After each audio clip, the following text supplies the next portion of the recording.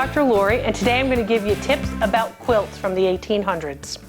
Simple things are introduced in that time. One of the simplest and the most important are mercerized cotton threads. So you want to think about mercerized cotton. It's that thread that has that sheen. It's very strong. It's introduced about 1840.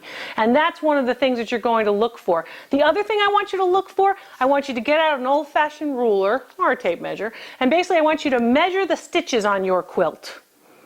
Because quilts from the 19th century will have a stitch pattern basically of 9 stitches to an inch. 9 stitches to an inch. You remember the old phrase, a stitch in time saves 9? 9 stitches to an inch is one of the telltale signs of a quilt from the 1800s.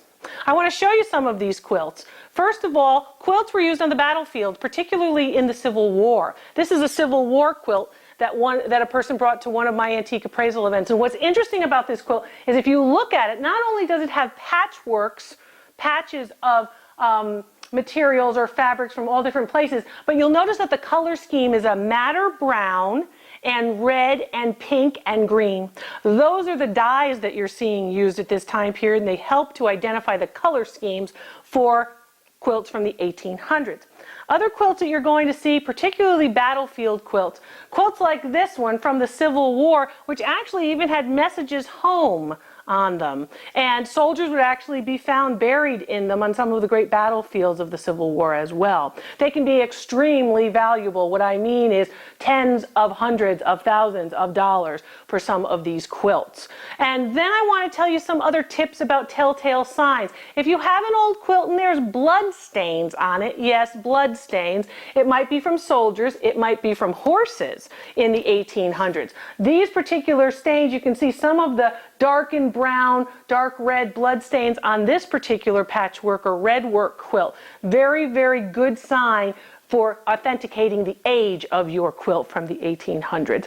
And then the other types of quilts that we're oftentimes going to see, the patterns of quilts that we always say, oh, I like that pattern or I like this pattern. Patchwork pattern quilts, very popular during this time. They're almost everywhere during the 1800s. And something called quilts that are in fact called crazy quilts. The quilts that actually have, they're kind of crazy. They have all different types of materials being used and they have lots of embroidery work, sometimes called turkey work, where they have this thick embroidery thread and yarn being used.